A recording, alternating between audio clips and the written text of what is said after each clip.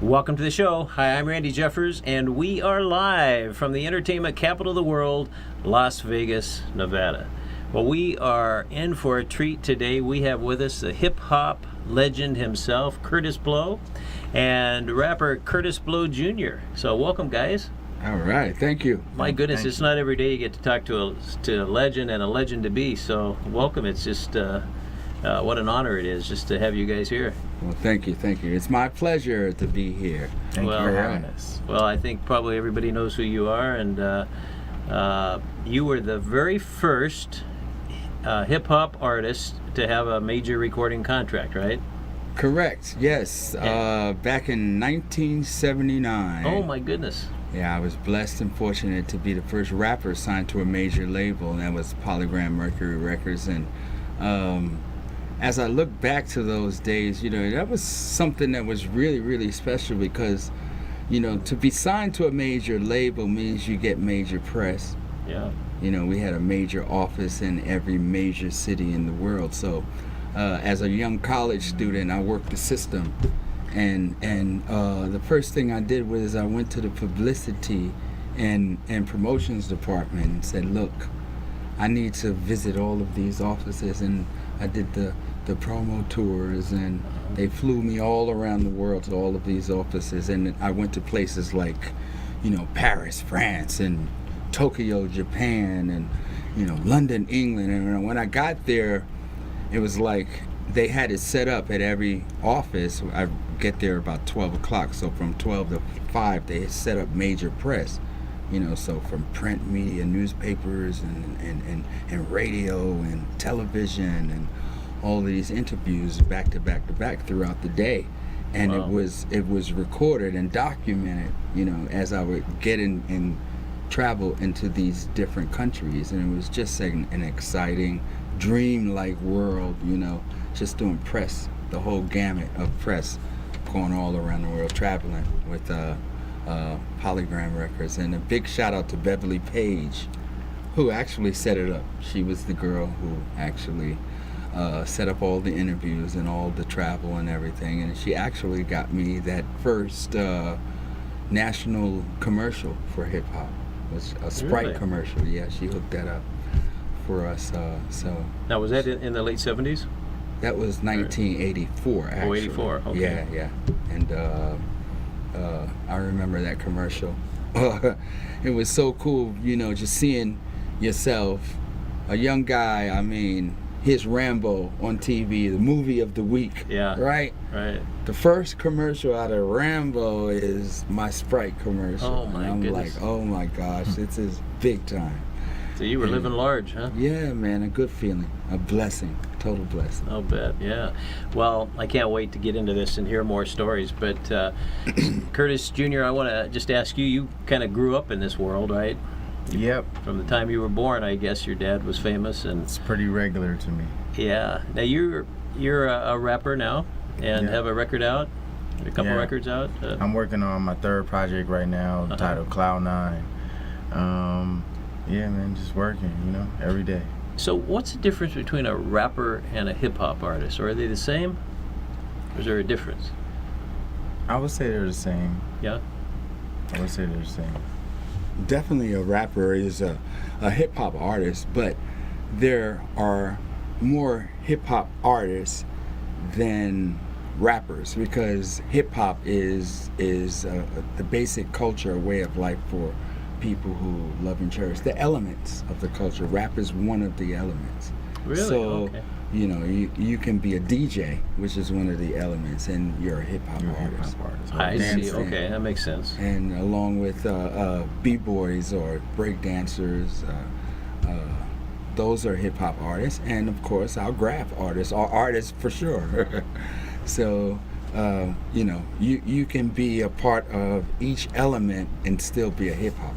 Yeah. Wow. So That's him as an MC, I'm a hip-hop artist. for sure. Yeah, that's right. Very cool.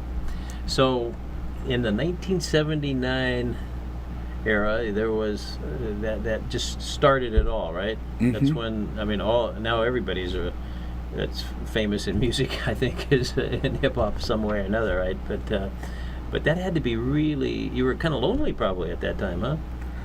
Well, you know, again, that whole time right there seems like a whole big dream. It doesn't Yeah. seem real. It's really like, I mean, it's hard to explain the spirit and the energy that was going around during that time, but I think we all, that small group of people, were fortunate and blessed to actually really experience what was going on in the South Bronx and Harlem and in the world of hip hop, those 5 boroughs of New York, where we all think about the Big Bang Theory and then explosion in 1979 with the emergence of the rap record and the Sugar Hill Gang and Rapper's Delight.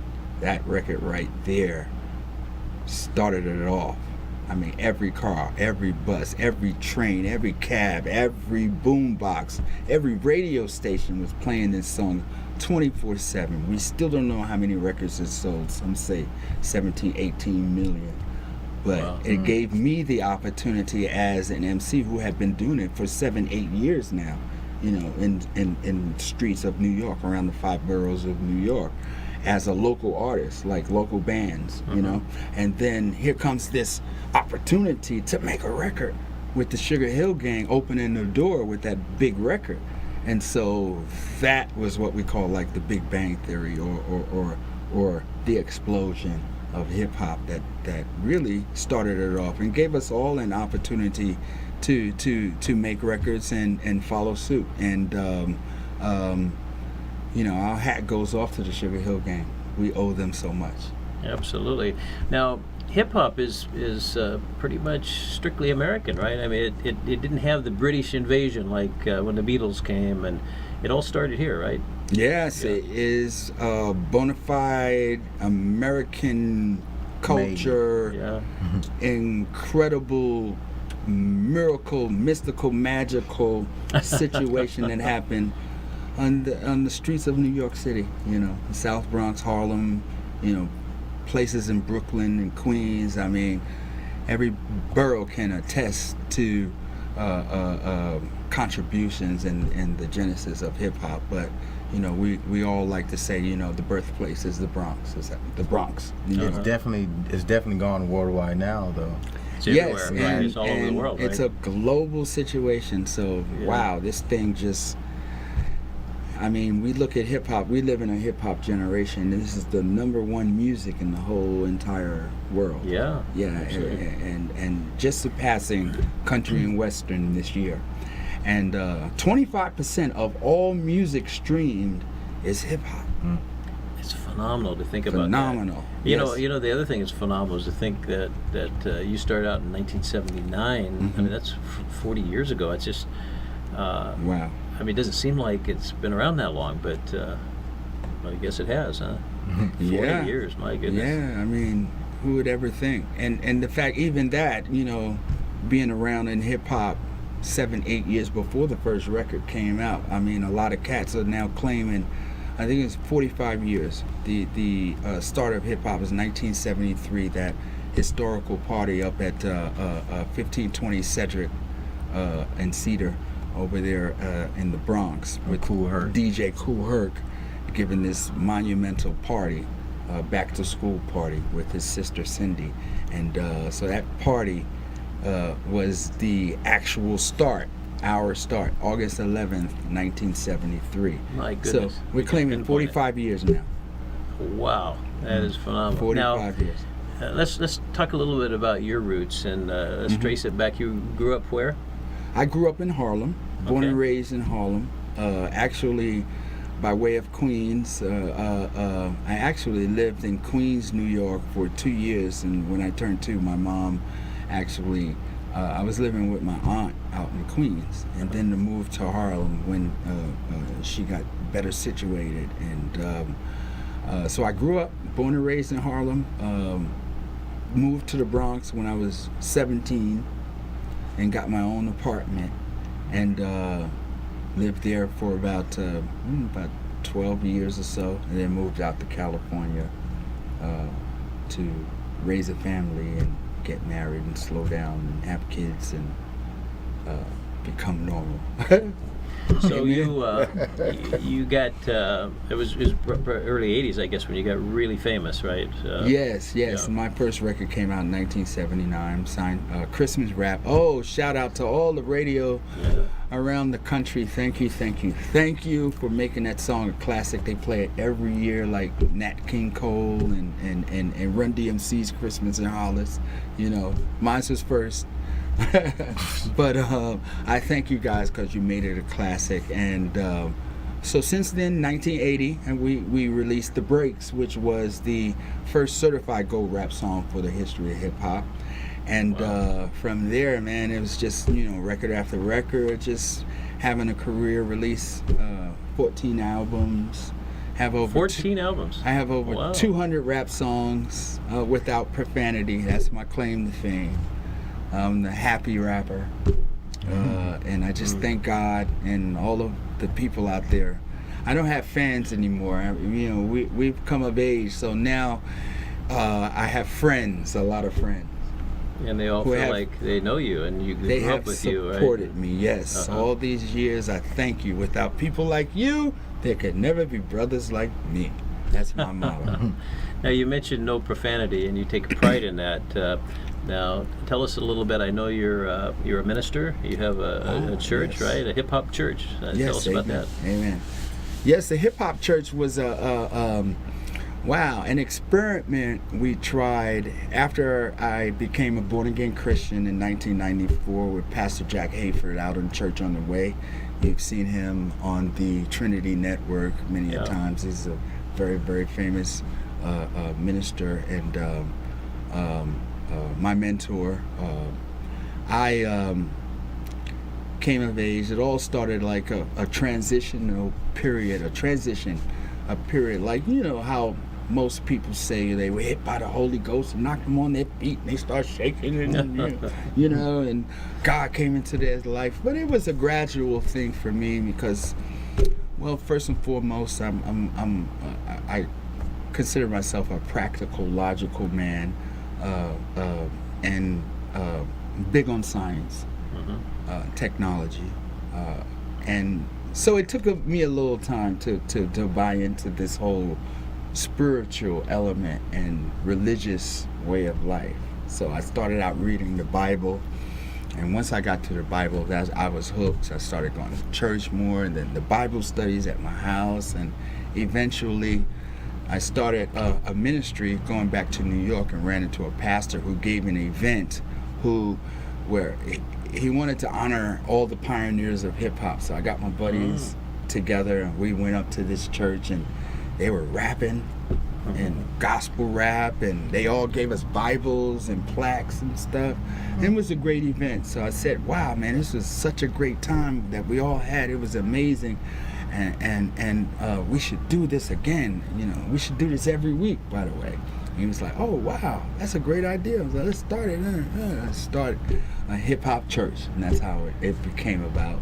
And that was one of the things that we do at the ministry. We honor the people in the community. We honor our pioneers in hip-hop, someone who has done something that's really community-based or uplifting or inspirational or inspiring. Helping the kids. Community ministry. Real ministry is about helping the community that's around that church. Sure. So we get out into the community and support our people out there who have problems, who need spiritual guidance, who need prayer, who need just inspiration, and let them know that God is real and God is awesome, and it's a powerful thing that you can fall back on. All you have to do is just Romans 10:9, just confess that Jesus is your Savior. You want him into your life, and once that happens, then you can see miracles happen, changes, and that's what the hip hop church is all about. So we've done that for 10 years.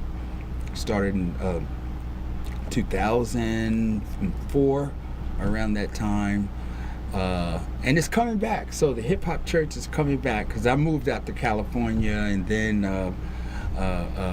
the church in New York, what's going on with the AME Zions is that they change pastors every couple of years. It's like their policy and their rules that govern the church of the AME Zions, that the state bishop, they have a conference and they analyze with the work that the pastor is doing, and they may give him another church and send him here or there.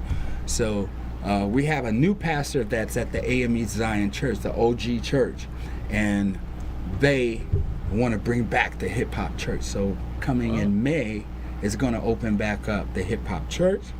And we are very, very excited about that. And that's going to be on 146th Street and Lenox Avenue, right straight in smack dab in the middle of Harlem. So you'll hear about that. The ministry is coming back. Praise God. Now, you do know how unusual this is for the father of hip-hop to be talking about this subject that you just got through talking about. That's because the whole rap movement has come a long ways from when it started. And it's a little bit different now, right? What are your thoughts about where it's at now?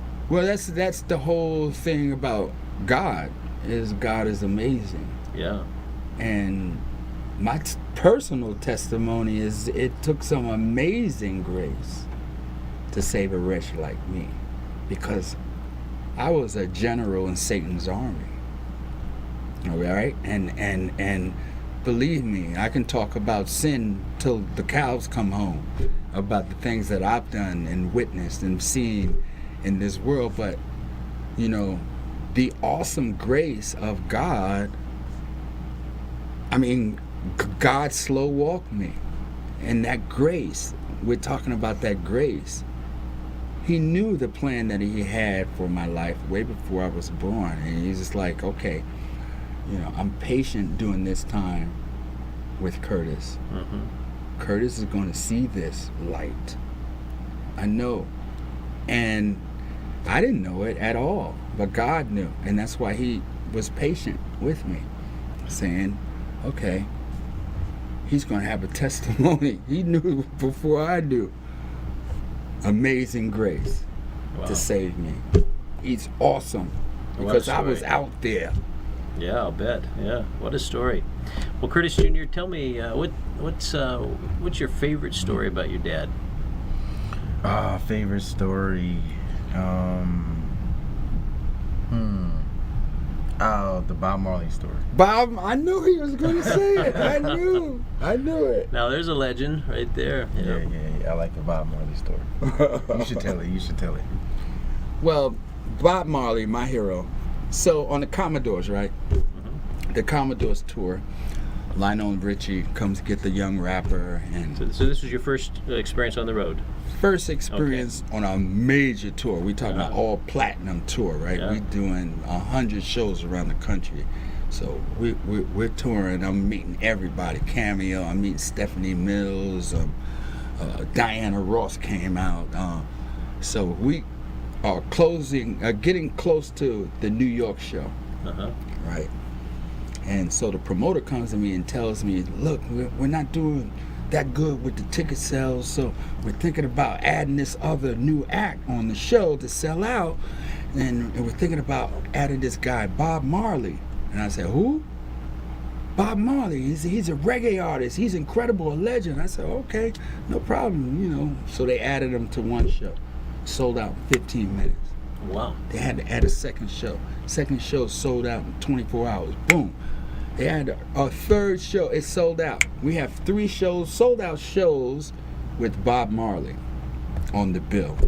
And so I'm opening up the show. I'm 19 years old. First time Madison Square Garden, right? It's 1981. I'm just like, wow, this is it. Sold out. I'm in Madison Square Garden backstage, right? In the corridors. Standing there with 2 beautiful ladies. One was Bernadette Standis, I think her name is, and she was Thelma on Good Times. And everybody loved Thelma, right? Young hottie. And then there was Sarah Dash, was one of the singers for LaBelle, Patti LaBelle's group. So I'm standing there with these 2 ladies, and we're just chatting, talking, and here comes a crowd of people way down the corridor to my left, and they're moving slowly, getting to us, coming towards us, and they get right in front of us, and the crowd starts opening up, and see this figure come out, coming towards me, and it's Bob Marley, right? So I'm standing there. He comes up to me, he puts his hands out, shakes my hand. He says, "Kurtis, I like your stuff." And goes back in the crowd. The crowd closes up, and they keep walking by. And I'm like, "Oh my God, did you hear what Bob Marley said?" I was like, "Oh my God," elbowing the girls and stuff. It was like, wow. 20 years old, not 19, 20 years old. And so that was actually his last show. He died about a month later. Wow, my goodness. Mm-hmm. So what year was this? That was 1981. Wow. Yeah. Bob Marley. Man, what a story. And I'm his biggest fan. I have all of his songs, all of his music, his greatest hits. I play them all. I could sing some Bob Marley stuff, playing them at 4 o'clock in the morning before the club closes. You know, everything's gonna be all right. You know, what a guy, what a talent. So you worked with obviously a lot of famous people in music. Give us some of the names of the people you worked with. and you see, Randy, that was my thing as a college student. You know, I wanted to work the system. So my number one thing was getting with the publicity and promotions department, and I'm begging them, get me to my heroes. I want to meet my heroes. Yeah. You know what I'm saying? Let's set up all these little promotions where we can all, you know. So I met Aretha Franklin. We did a thing. They set it up for me to go to Hitsville. And I met Aretha Franklin. We sat there and had lunch together. That was huge. Took pictures of everything. She's married. She's married to that actor, the guy who played in Cooley High. What's his name? She married the lead actor in Cooley High. He was there with her too. He's a very famous actor too. But rest in peace, Miss Aretha Franklin. Last week. I met Michael Jackson. It was my thing to meet Michael. Michael actually invited me out to a party he had in the Museum of Natural History, and I took my girlfriend and married this girl. That was one of my things to impress the school teacher with a master's degree, and she married me about 2 years later. Amen. My mom. Amen. We've been married for 35 years, but I met Your beautiful Michael mom, you might say, yeah. And Yes. Prince was a very, very, very special person to me. He actually, my biggest production was a song I produced called King Holiday for Martin Luther King, and we did like a We Are the World like song, and Whitney Houston, Stephanie Mills, and Menudo, and Kool and the Gang, J.C. Taylor, Tina Marie, New Edition, Bobby Brown, all these cats. Everybody's on the song. That wasn't in the We Are the World song. And so that whole song, Prince actually paid for the video when we shot the video. Really? At the Martin Luther King Foundation down in Atlanta. Prince paid $100,000 for this video out of his own pocket. And so we set up a thing with Prince, and so I wanted to thank him. So my record company set up a thing where we did this photo shoot together at a club somewhere in Atlanta, and so we were gonna take pictures with all the fans, and I'm sitting there with Prince, hanging out with Prince at this club, and Prince got to take all the pictures. Everybody wanted to take a picture with Prince. I took maybe about 3 or 4 photos, and he took 500 pictures. That's Prince. What a super duper star. I remember hanging out with him in One in a Million. What's that guy from Sly and the Family Stone? Larry. Well, him and Sly. Prince were very close, and we went out to a concert together. We were hanging out. Prince was a really special guy, really cool cat, really good guy. Well, what memories you have? I went, hung out with James Brown. Yeah. It was my hero, Jimmy Castor, from Jimmy Castor and the Jimmy Castor Bunch. He was like my hero. I went to the High School of Music and Arts because he did. He lived actually in Harlem, grew up a mile north. I grew up in 465 West 140th Street, and Frankie Lyman and Jimmy Castor grew up in 465 West 160th Street. So wow. I did the research and followed Jimmy Castor. He was my buddy. I met him, went to his show in Harlem, and called Cool Herc. I said, Herc, Jimmy Castor's at this place such and such. And Herc came down, and we met Jimmy Castor together and explained to him how important he was and how inspirational he was to hip-hop. And this was my thing I wanted to do to those special people like James Brown and Jimmy Castor. And there are a few, like the Isley Brothers had a couple of songs that were big in breakdancing and our B-boys, and how he really actually inspired hip-hop in the creation. And he never knew this. His song Just Begun is one of the anthems for breakdancing. I'm talking about Jimmy Castor. So I explained to him this whole story. He never knew, and I became friends of the family after that, and he would come out to my show. And his son, Jimmy Castor Jr., is my good buddy. I can call him right now and get him on the phone. He's great. He's a great editor and filmmaker as well, Jimmy Castor Jr., who just did a documentary on his dad. That's a very, very special documentary. Wow. But people like that, and rest in peace, Jimmy Castor. He died about 3 years ago. And big shout out to Jimmy Castor Jr. and the family, Castor family, the Castor Bunch. The Castor Bunch. Now you wrote a number of your songs. Did you write all?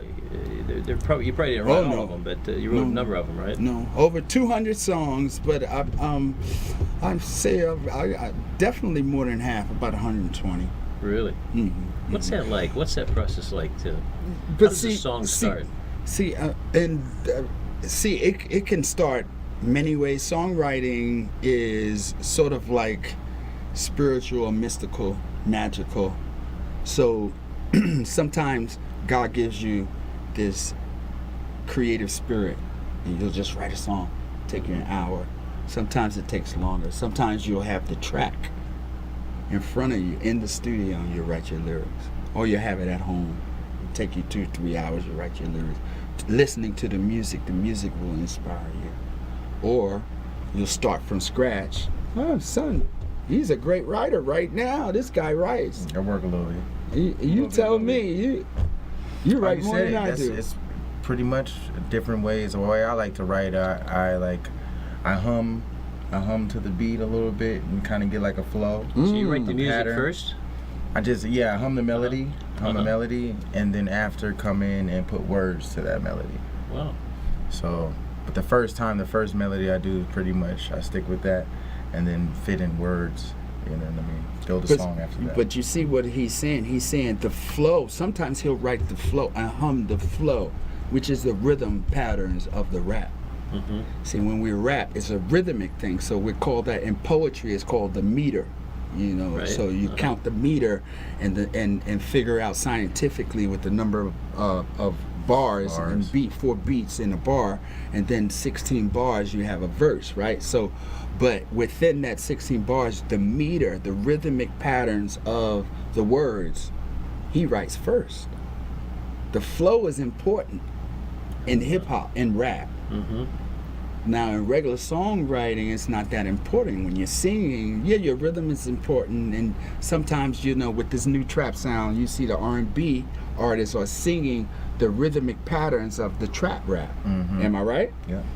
So it all plays a part, an important part. You have your flow, your rhythm. Sometimes you'll start with your flow and your rhythm. Sometimes you'll start with a concept and then go from there and give a flow and a rhythm to the concept of the lyrics. Sometimes you'll have your track first and the music will inspire you. So there are many different ways that you can write. Something could happen, just something in the studio could happen, and that could spark the idea to make a song. Right. You might see something on the news and boom, gives you that 3 idea. verses. What's your favorite song that you've written? Oh, the first one. Yeah. The very first one, My Baby. That's the first one that started it off, and it's about Christmas. I'm the Christmas rapper. Bottom line, Christmas is the birth of Christ. I'm a minister now. God ushered in a plan. Who would ever think I'd be making a song about Christmas and then have a career? I never knew. When I was 19, when I went to the studio, I wrote it going downtown on a train. Man, my God. So that's where everything started, was from that first song. And thank God. Thank y'all. Thank God. Now, do you write songs about your family, about people you love and care about? Have you done some of that?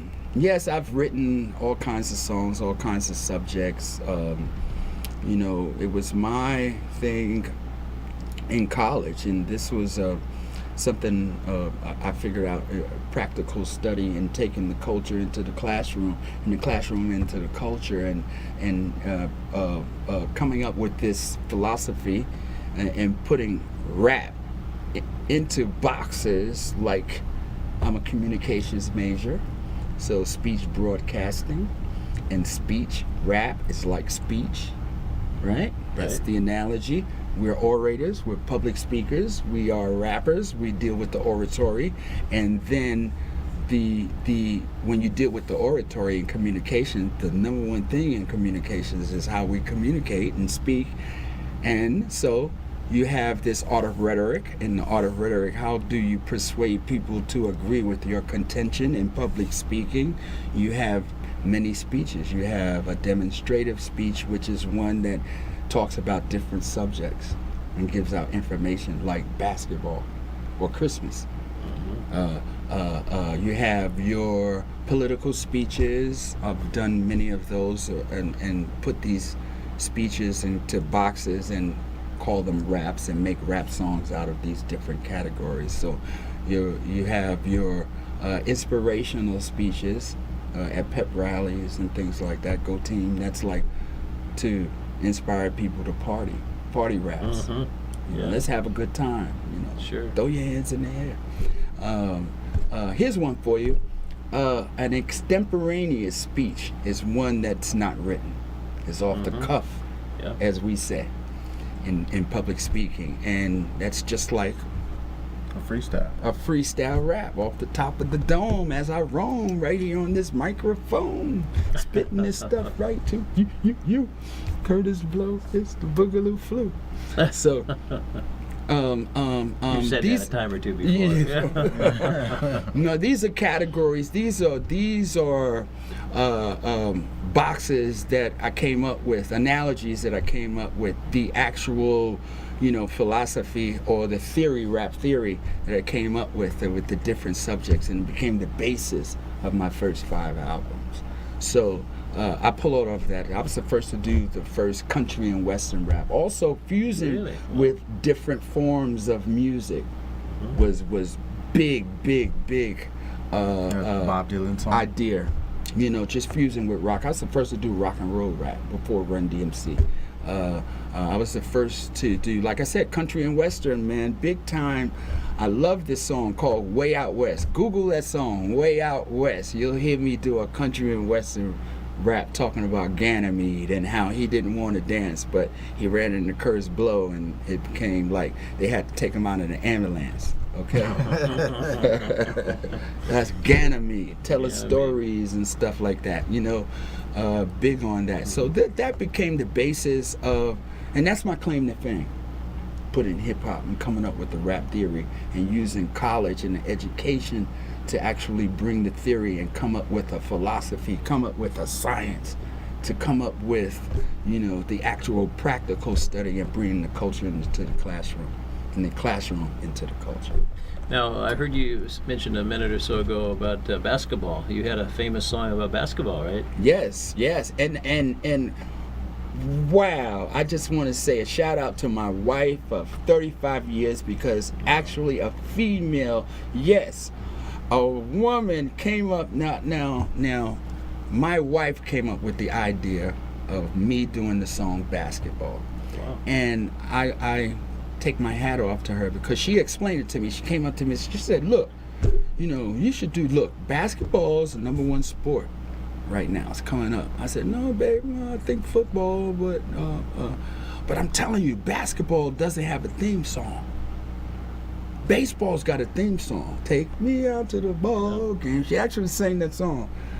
And she said, you need to do a song about basketball. Well, it is my favorite sport. I love me some Dr. J and Walt Frazier. Hey, you're telling your age here now, Dr. Right? J. And so I went back to my homeboy, my writers, staff writers, and I went back to the producers, the team. We ought to do this basketball song. And that's how it came to be, man. It was the most incredible idea by my wife. And I just thank God for that song because it did a lot for the NBA as well as hip-hop, and the fusion between hip-hop and sports actually is the rhythm. The same rhythm that we take to rap, that flow that he was talking about is the same rhythm that athletes use when they're into their sport, whatever sport it is. If you're not in that zone, that rhythm, then it's a wrap. So what's the next 5-6 years look like? If we were 5 years from now looking back, what would have happened? Say that again. What's the next 4 or 5 years going to bring for you guys? What do you think? Oh, the future. God only knows. I say first and foremost, God willing. But then again, if you look in the Bible, it says, if you are obedient, God will give you the desires of your heart. So, first and foremost, I'm on a mission to live my life like a saint. Amen. Give worship, praise, honor, and glory. First and foremost, my priority is God first, family, career, legacy, job, friends. But God is first, and that's the most important thing. Sometimes, and my health, of course. I have to think about my brain and my heart. Once you get 50 years old, your health should be your top priority. We do a lot of things when we're young, and then we pay for it when we get older. But we need to be more conscious about our health. I'm looking into the fountain of youth now. I've found out about these stem cells that are most incredible. You guys got to do your research about stem cells. It's the future of medicine, and it is the fountain of youth. Hey man, just think about your health. That's my immediate future. I have some great projects. The Universal Hip Hop Museum. I haven't shouted them out. There we go. Go to uhhm.org. Find out more about the Universal Hip Hop Museum. It's a project I've been working on for 5 years. It's a brick and mortar location that's gonna be right straight in the Bronx, where the birthplace of hip hop happened, and we're gonna open the doors in 2022. Big shout out to Rocky Buchanan, Ed Young, and Deirdre Tate, and Renee Foster, and Adam Silverstein. All of the 35 people who sacrificing their time, donating, working diligently, trying to bring this to fruition. We open the doors 2022. We start construction next year. 2019 we raised $20 million, our seed money just last month. So everybody's riding high. Congratulations to you guys. This is the most important, meaningful project that I've been working on since the inception of my career. I think that we all need a place where we can go and learn about the history of hip-hop and support the present as well as the future. So shout out to all the young people, the Generation Hip Hop, who is our organization that's a global outreach for all the global and international hip-hoppers that are around the world. And if you want to learn more, like I said, uhhm.org. So that's uhhm.org. Okay. Universal Hip Hop Museum. Okay. Big shout out to L&M, our building contractors. They gave us $12 million to start construction. Wow. Along with the city, gave us $8 million, the city and state of New York. So that was huge. We're on our way, and I just thank God for everybody. All right. My goodness. I was just thinking while you were talking, my favorite song in the whole world is "How Great Thou Art" by Elvis. Oh, I love that song, and isn't that a ballad? I don't know what it is, but it It's just a moves. gospel song, isn't it? Yeah, "How Great And Thou he used Art." to come out Yeah. with the candles. That was his skit when he Elvis? sing it, and when he sang it live. Yeah, it is. If you've not heard that song, you've got to Google that and listen to Elvis Presley sing "How Great Thou Art." But have you ever taken a spiritual song or a church song, one that you'd hear in church, and turn it into a rap song? Oh yes, Yeah. yes. I have 5 gospel rap albums. You can look me up, Kurtis Blow and the Trinity. That's my group. Big shout out to all my fellas, the General Lamar and Ty Kim and Ricky V and big shout out to Lecrae, #1 gospel rapper of today. I just had a conversation with him a couple of months ago. He's coming on to the museum to handle our gospel rap division for the museum. But yes, Kurtis Blow and the Trinity. I also did a hip hop ministry album. That's a compilation of all the gospel rappers around the country. And then I have the Hip Hop Church, 2 albums. Another compilation of a lot of gospel rappers. Every city around the country has a gospel rapper. I would say there is. I would like to. Most churches in this country most gospel churches have a gospel rapper that's associated with their church. Yeah. And it's grown. We need more outlets, more gospel rap shows, more gospel rap radio shows, But yeah, that's a big thing. Getting back to your question, yes, I have. And it is a big thing for my MCs out there. This is what you need to do. Yes, in recording a gospel rap, you can take a secular song and flip it over to God. Like, yeah, I got a song, I did that. Here's one Snoop Dogg song with Pharrell. Remember, beautiful. I want you to know that I love you, girl. I changed it, flipped it. God is so beautiful, and I want you to know that I love you, Lord. So that's one song I did. But getting back to Martin Luther, I wanted to bring that point out. Martin Luther is widely known as the father of the Protestant movement. Protestants, we all as Christians are. You have Catholics and you have the Protestant movement. It came with the 99 Thesis and nailing on the. I've never heard it said. That's very interesting. Right? But Martin Luther, getting back to Martin Luther, he was a kind of a guy. So he went, and after the 99 Thesis, he went around in Germany. When he was on the run, he went around to all the pubs in Germany and got those songs that they were singing in the pubs. Like, yo, Copenhagen, the Papa songs. And he flipped them over into the gospel hymns. And these hymns are the gospel hymns we sing in church today. It all comes from Martin Luther. I've learned about this in Nyack Gospel College. Well, we could talk for hours now. We're just about out. We only have a little over a minute left. But Kurtis, Jr., I just want to ask you something. What did your dad mean to you? It's my inspiration, my hero. It means everything, So What was it like growing up with him? It was pretty regular as a young kid. Yeah. I think you get older and you start to understand, how much your parents play in your life, and how much you can take from them, so you don't try to make the same mistakes they did. Yeah. But our Christmases were great. Yeah. Well, your dad was he gone a lot when you were young? He was on the road. He was working, but he was definitely there, like when he should be. I say, make Christmases were good. Birthdays was good. So, do you remember the first did you ever go to one of his concerts when you were little? Oh yeah, many. I remember. What was it like going to that first one?